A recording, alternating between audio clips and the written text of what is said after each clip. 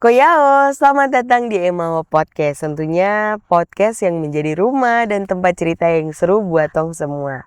Nah, sobat-sobat Emawa, kali ini pemerintah Provinsi Papua Tengah lewat Disnaker Trans ESDM sendiri sudah menjalankan salah satu program pemerintah yang tentunya menarik dan juga diharapkan bermanfaat buat masyarakat sekitar Papua Tengah. Nah, untuk itu hari ini kita akan membahas tentang program vokasi yang dijalankan oleh pemerintah Papua Tengah untuk harapan dan komitmen yang besar supaya masyarakat di Papua Tengah dapat mandiri dan juga berdaya buat dirinya sendiri dan tentunya buat tanah Papua Tengah.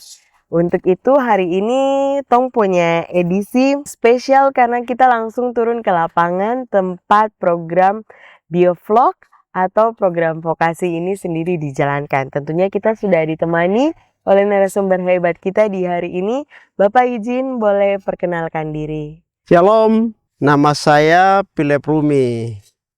Saya pendamping kegiatan pelatihan atau vokasi budidaya ikan air tawar.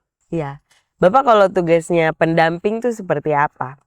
Tugas pendamping itu kita mendampingi, kita hadir bersama-sama dengan penerima manfaat untuk memberikan arahan, memberikan informasi terkait kegiatan yang kita laksanakan. Betul. Contoh saat ini budidaya ikan air tawar Biovlog. Oke, jadi memang dari Dinas Transmigrasi SDM sendiri pastinya punya beberapa program ya Bapak. Ya. Tapi yang sedang Bapak jalankan saat ini menjadi pendamping dari Biovlog sendiri. Biovlog. Biovlog. Mungkin Bapak bisa jelaskan sedikit Biovlog itu apa ya? Maksudnya pasti banyak masyarakat yang belum tahu.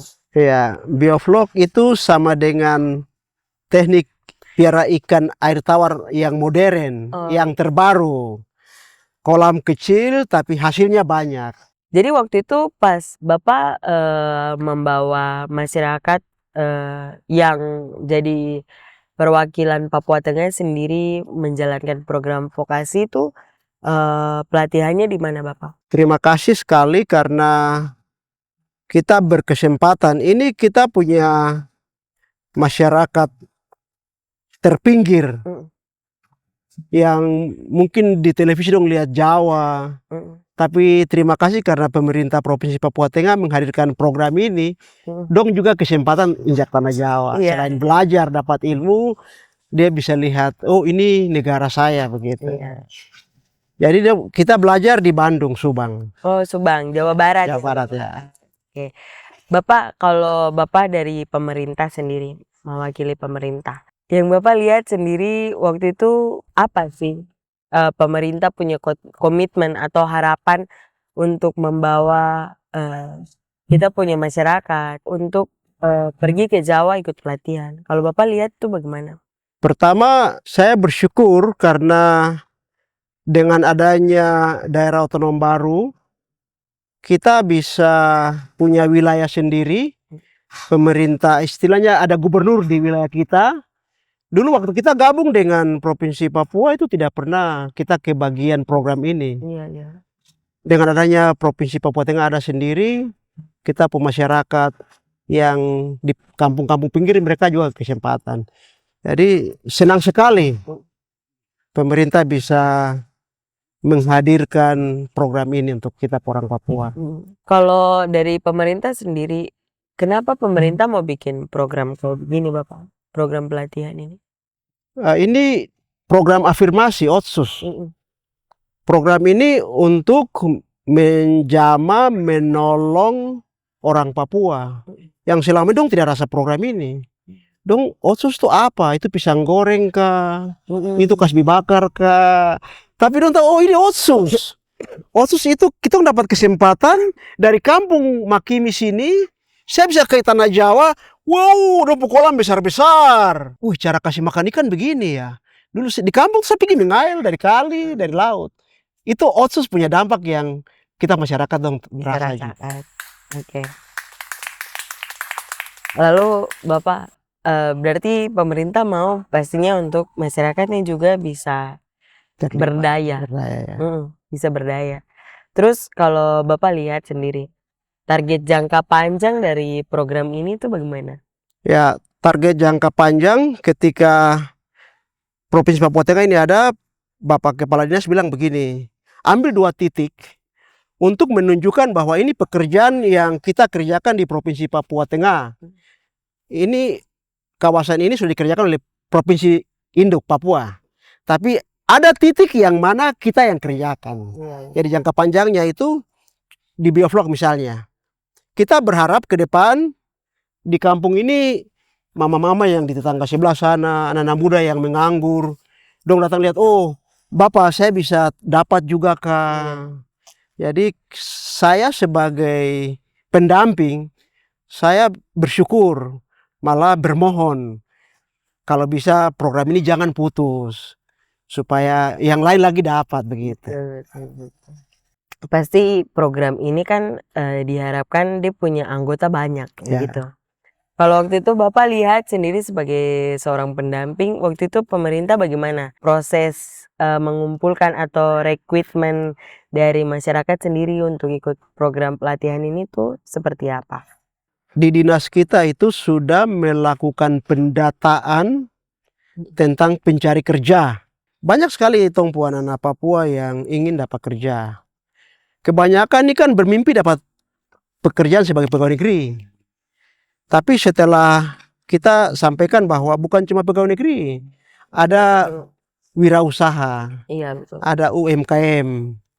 Nah, waktu kita mau rekrut, kita komunikasi dengan Pak Camat, kita komunikasikan dengan Pak Kepala Kampung, kita komunikasikan dengan pendeta tokoh agama. Akhirnya masing-masing wilayah kirim, oh ini yang cocok. Kita kasih ketentuan, kita minta itu yang benar-benar tidak ada kerja, yang belum pernah dapat bantuan. Kalau bisa itu anak dari janda, piatu, duda di kampung itu. Nah, dengan demikian Pak Distrik, Pak Kepala Kampung mereka kirim data-data ini. Tapi juga yang berminat, jangan kirim anak janda yang tidak mau kerja. Jadi harus kemauan juga tuh Bapak Iya. dari pribadi sendiri. Iya. Karena rata-rata dong bilang begini, orang Papua tuh malas. Kita harus pilih yang rajin. Betul. Dan siapa yang mau rajin mengail, dia dapat ikan banyak. Siapa rajin berkebun, dia hasil panen banyak. Itu kita sampaikan ke Pak Distrik dan Kepala Kampung, aparat kampung. Peserta kita ada 40 orang. Tahun sebelumnya itu yang 25. Jadi kita sudah 60 orang. 65.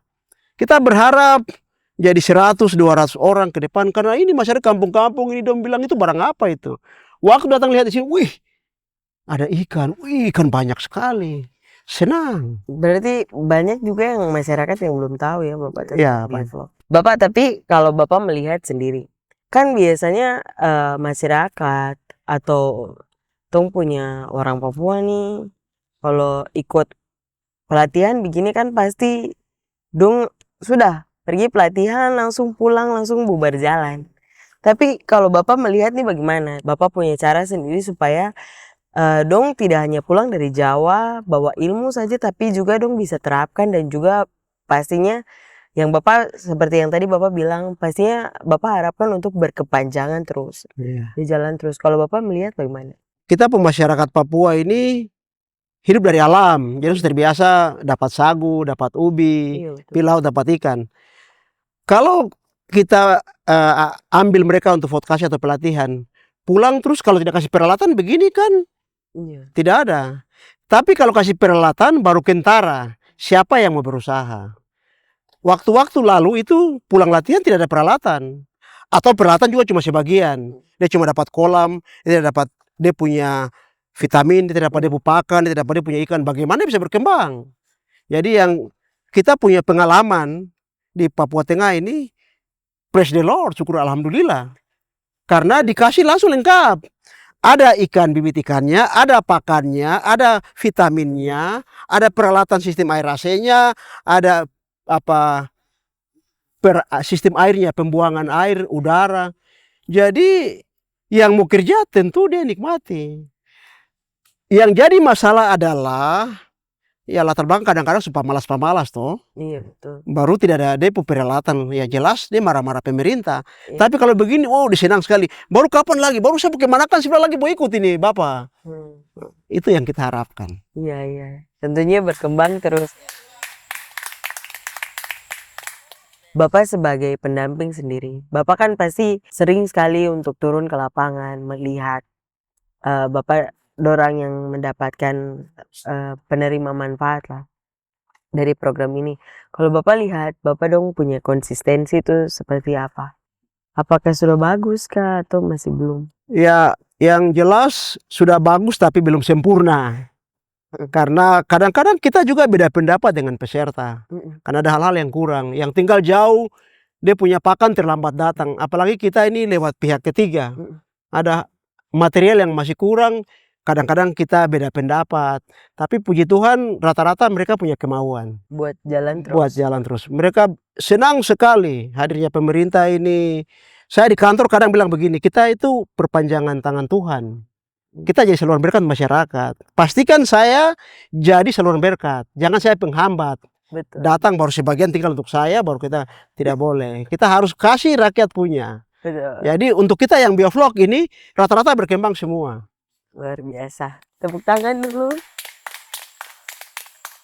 Nah, terus Bapak pada saat maksudnya program ini berjalan terus, pasti kan harus dievaluasi terus. Nah, kalau dari pemerintah Papua Tengah sendiri atau dari Bapak dorang di Snaker Trans SDM sendiri, bagaimana? Ada tetap melakukan evaluasi rutin atau seperti apa? Cara kita mengadakan evaluasi itu, kita tidak panggil ke kantor. Tapi kita datang ke Dompu Kolam. Dong datang marah-marah di kantor. Bah, saya punya alat ini masih kurang ini. Tapi itu bagian dari proses. Iya Bapak. Kan tidak ada anak yang lahir langsung dia tahu jalan. Kita juga baru mulai. Jadi kita saudara-saudara di kampung-kampung di belakang-belakang ini masih banyak yang dong tidak tahu. Tadi macam saya bilang, ini pisang goreng kah? Ini ubi bakar kah? Oh ternyata itu biovlog. Nah begitu. Jadi saya berharap podcast kita pagi ini memberi manfaat untuk orang Papua di negerinya. Sendiri. Afirmasinya kentara.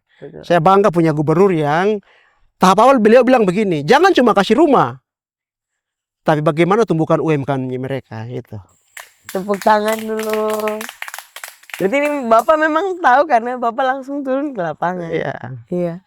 Bapak terus seperti yang tadi Bapak bilang kalau macam program biovlog ini kan bertahap dan tentunya juga pemerintah pastinya melihat secara rutin terus apa yang kurang. Kalau sejauh ini Bapak sebagai pendamping sendiri melihat alat-alat atau bantuan-bantuan yang diberikan oleh pemerintah sudah cukup atau belum? Dalam program itu kita rencanakan lengkap. Tapi dalam pelaksanaan yang kadang-kadang tahu kurang lemah begitu. Jadi kita di sini misalnya pakan. 2 hari lalu di grup kita itu saya dapat marah-marah terus, Bapak ini pakannya ini bagaimana ini? Yang kita minta T3 datang T1. Karena kita di sini jauh dari sumber pakan. Itu masalah. Tapi kan kita tidak rencana bikin salah. Nanti kita jelaskan.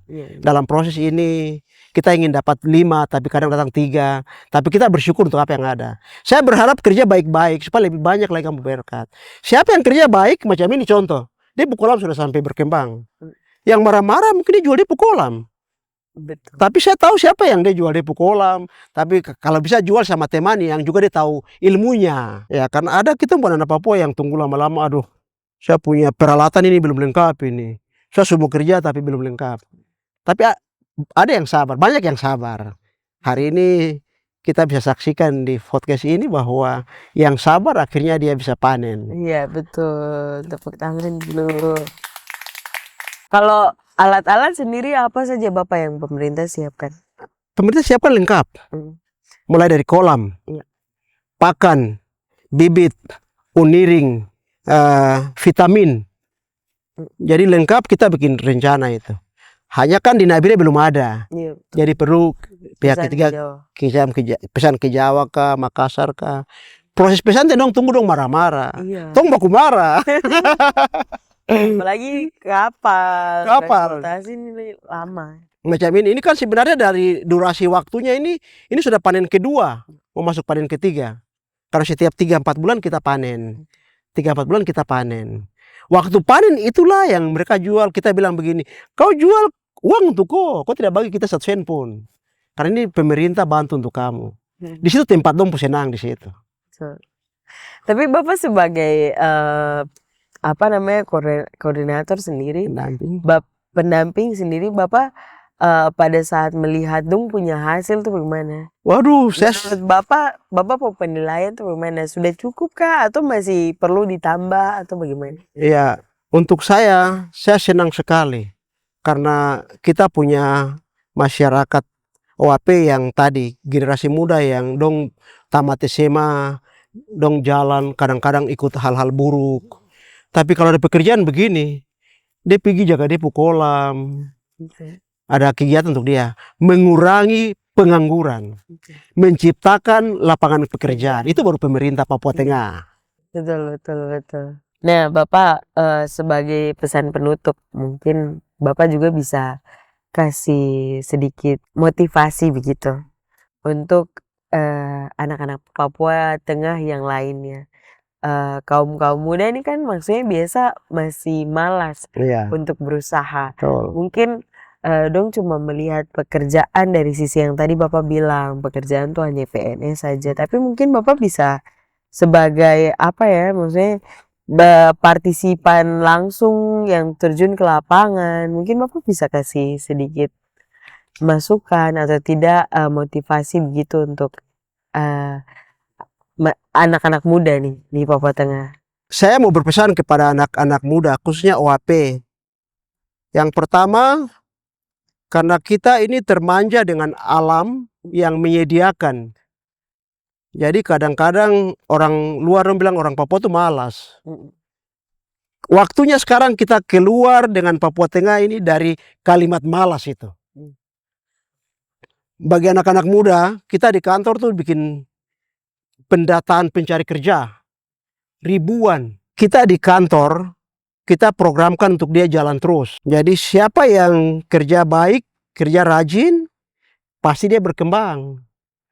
Jangan anak-anak muda bilang begini, waktu muda hidup foya-foya, waktu kawin kaya raya, waktu mati masuk surga. Itu anak muda zaman now dong punya konsep begitu. Saya dengar langsung. Tapi ini tantangan untuk kita.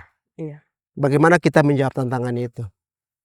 Kita siapkan lapangan pekerjaan, kita dampingi mereka. Teman-teman orang muda, bagi Anda yang sudah dapat sekarang, bersyukur.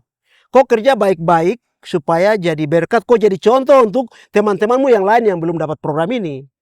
Bagi yang belum dapat, sabar. Kalau waktu tepat itu kau akan kebagian juga. Baik Bapak, terima kasih untuk waktunya di hari ini. Pastinya juga nanti Tong bakalan putar-putar di sini sama Bapak toh. Tong bakalan tinjau langsung.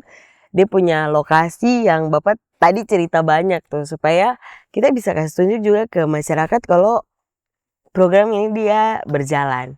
Nah mungkin setelah ini kita akan masuk ke narasumber kedua dengan sesi tanya jawab yang tentunya masih seru dan juga masih bersemangat supaya cerita Emawa kali ini tetap spesial di masyarakat. Seperti begitu. Nah tadi kan kita sudah bicara sama Bapak pendamping dari program vokasi Biovlog itu sendiri.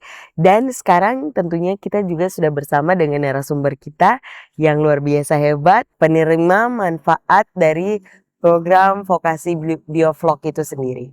Terima kasih untuk kesempatan yang diberikan kepada saya. Nama saya Junus Joweni, asal Nabire, tempat tinggal distrik Wanggar, Kampung Wanggarsari, Kabupaten Nabire, Provinsi Papua Tengah. Oke Bapak. Bapak waktu itu pada saat Bapak dipilih atau Bapak mendaftarkan diri untuk mengikuti program ini. Waktu itu caranya bagaimana sih Bapak? Sampai Bapak bisa terdaftar untuk ikut program pelatihan ini. Sebenarnya saya bersyukur kepada Tuhan Yang Maha Kuasa. Program ini diberikan oleh pemerintah Provinsi Papua Tengah melalui informasi yang diberikan dari kantor dinas ketenagakerjaan dan ISDM Provinsi Papua Tengah kepada pemerintah, baik pemerintah distrik, dalam hal ini kami di distrik Wanggar melalui kepala distrik, dan kepala distrik lanjutkan ke kepala kampung. Kebetulan kami dari distrik Wanggar ada beberapa teman-teman yang terakomodir di dalam perekrutan itu sekitar 4 orang. Ya, jadi dalam perekrutan peserta pelatihan ini itu cukup, artinya ada hal-hal yang harus kami penuhi berupa identitas diri, ijazah, sehingga beberapa teman memenuhi persyaratan itu, termasuk saya. Ya, kita dipercayakan dari distrik Wanggar untuk mewakili mengikuti pelatihan bioflok di Subang, Jawa Barat. Jawa Barat. Oke. Bapak waktu itu kalau dari Bapak sendiri, Bapak kenapa mau waktu itu ikut program pelatihan ini? Bagi saya program pemerintah itu sangat penting.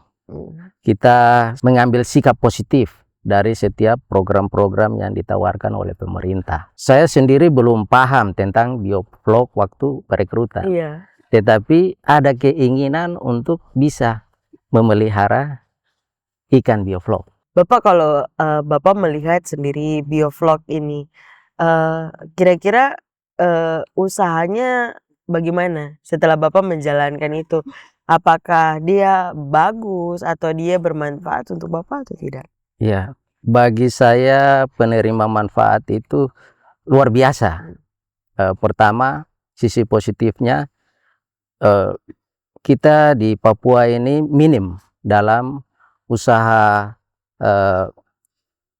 ikan air tawar, kolam bioflok.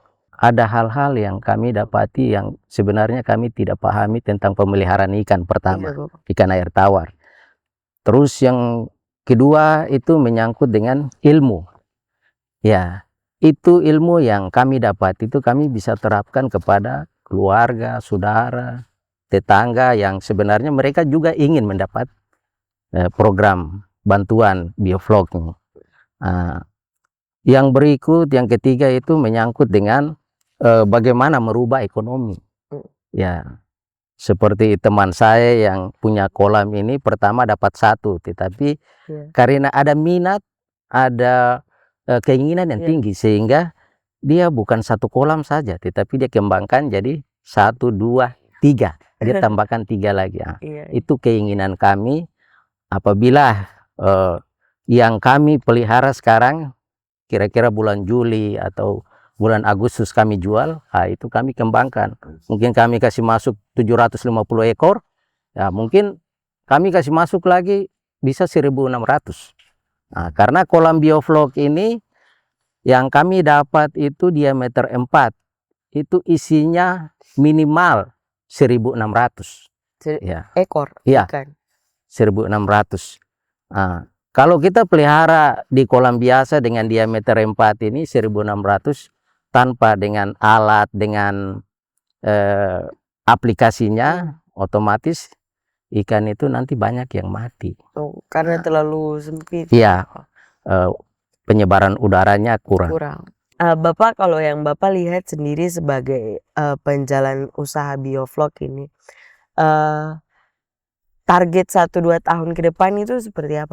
Menurut pengamatan saya, teman-teman yang terlibat dalam peserta bioflok serta mengikuti pelatihan sampai kembali ada antusias untuk mengembangkan diri, dalam arti apa yang mereka miliki dari pemberian pemerintah, 1 orang 1 kolam dengan kapasitas ikan jumlah sekian, itu ada keinginan untuk mereka lebih lagi meningkatkan. Mungkin di dalam 1 tahun itu, ya puji Tuhan, kalau ada yang punya uang kelebihan, dia bisa beli sendiri 1 paket lengkap dan dia kembangkan.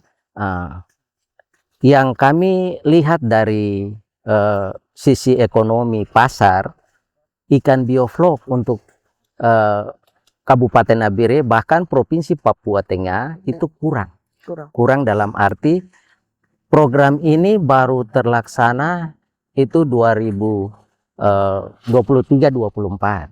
Nah, sehingga kami peserta yang sudah mengikuti pelatihan ini ada keinginan untuk pasar, artinya UMKM itu bisa lebih berkembang dan peminat, artinya orang yang mengkonsumsi ikan bioflok ini lebih banyak. Sehingga pasaran kami pelihara tidak begitu saja kesulitan dalam penjualan, tetapi terus ada berkembang. Dan juga kemungkinan kalau Tuhan kehendaki itu teman-teman ada punya satu kerinduan untuk panen massal itu bisa kita panen di kantor gubernur. Oh iya. Berarti nanti kayak macam kolam-kolam nih di bawah. Iya. Supaya kayak bikin festival begitu ya. Iya. Luar biasa. Nah Bapak, kalau Bapak bisa kasih pesan untuk anak-anak muda yang seperti tadi Bapak bilang, supaya banyak yang lebih tergerak lagi untuk berwirausaha, untuk maksudnya melakukan usaha bioflok seperti begini. Mungkin Bapak bisa kasih sedikit pesan untuk teman-teman muda yang ada di luar sana. Mungkin pesan kepada teman-teman pemuda-pemudi yang ada di Provinsi Papua Tengah bahwa jalan masih terbuka dalam arti pemeliharaan ikan air tawar dengan metode bioflok ini terbuka. Asalkan kita punya minat, kita punya kemampuan untuk mengelola manajemen dengan baik. Artinya kita jangan pesimis, kita jangan berharap bahwa kita mau tunggu pemerintah bantu saja, tetapi bagaimana pemerintah bantu dan kita bisa membuka lapangan pekerjaan untuk teman-teman kita yang masih menunggu di belakang, teman-teman kita yang masih berputar-putar mencari pekerjaan, hanya mengejar pegawai negeri. Tetapi saya pikir UMKM, usaha-usaha mikro yang masih ada lewat bioflok ini, kita bisa mandiri, bisa berupaya untuk maju. Sehingga teman-teman yang masih mencari pekerjaan, masih berupaya ke sana kemari, ingatlah bahwa pelatihan ikan bioflok ini menjamin kita ke depan, masa depan kita lebih baik. Mungkin itu saja yang bisa saya. Jadi itu ya harapannya, dan tentunya ajakan juga buat sobat-sobat muda yang ada di luar sana supaya lebih bisa tergerak lagi untuk UMKM atau berusaha seperti begitu. Bapak terima kasih buat waktunya pagi ini. Tuhan berkati selalu usahanya. Sobat-sobat Emawa, tentunya tidak hanya itu saja, tapi kita juga akan punya narasumber yang lain, yaitu pemilik kolam. Ya, Sobat Emawa, hari ini kita sudah mengundang narasumber kita sendiri yang punya kolam bioflok, dan tentunya kakak ini menjalankan usaha ini setiap harinya untuk mendukung ekonomi yang ada di Papua Tengah. Kakak izin, mungkin kakak bisa perkenalkan diri sedikit. Ya, perkenalkan, nama saya Otto Wirari. Tinggalnya di distrik Makimi, Kampung Nivasi. Oke. Kakak, waktu kakak ikut pelatihan ke Jawa, terus kakak sudah punya bayangan belum, maksudnya bioflok tuh apa atau bagaimana? Jadi pertama dari Pak Distrik turun ke kita, kasih tahu untuk kita ikut pelatihan. Kita tidak tahu untuk kolam biofloknya itu modelnya bagaimana, kolamnya dari apa. Gitu. Jadi kita sampai di Jakarta baru kita mulai tahu di situ. Oh, ini yang namanya kolam bioflok. Oke. Mungkin kakak bisa jelaskan sedikit ke teman-teman yang ada di rumah kalau bioflok itu seperti apa sih? Ya, kalau bioflok itu kan dari air tawar, ikan air tawar, tapi bukan di kolam tanah, di kolam terpal. Tapi kalau dari kolam terpal itu kan mereka ikan itu harus hidup dengan oksigen. Nah, Oksigen itu kan kita harus pakai lagi listrik. Jadi kan kita sudah persiapkan alat-alat juga. Jadi kita mulai ke sana juga itu kan prakteknya itu kita belum tahu juga. Nah, jadi kita mulai praktek, dari situ baru kita mulai tahu, oh ikannya dari sini masuknya ke kolamnya. Nah, dari situ mereka kasih oksigen. Nah, dari situ kita mulai pelajari sedikit-sedikit. Oke. Kalau kakak sendiri sudah menjalankan usaha biovlog nih sudah berapa lama? Kalau menjalankan ini di kolam biovlog ini baru 1 tahun lebih. 1 tahun. Dari 2025 ke 2026. Berarti kakak pelatihan langsung kakak pulang langsung ke kolam? Jadi kita tunggu juga kan, kita ke sana tidak mungkin kita buat 1 kali. Iya, Jadi kita tunggu selama 1 bulan 6 bulan. 6 bulan. 6 bulan. Nah, datang sini langsung saya bikin saya punya duluan. Jadi teman-teman semua yang lain belum. Jadi saya punya langsung saya buat sendiri. Ya memang kita kendala juga. Ada dari dia punya selang-selangnya kan belum dikirim. Dia punya selang onirin, selang T. Begitu dengan dia punya probiotiknya yang lain. Tapi saya berusaha. Pokoknya saya ke sana belajar, saya pulang ke Papua saya harus berusaha. Apa yang saya belajar di sana, saya pulang ke Papua sini saya harus buktikan supaya kita orang-orang Papua itu harus bisa. Iya, Gitu. betul.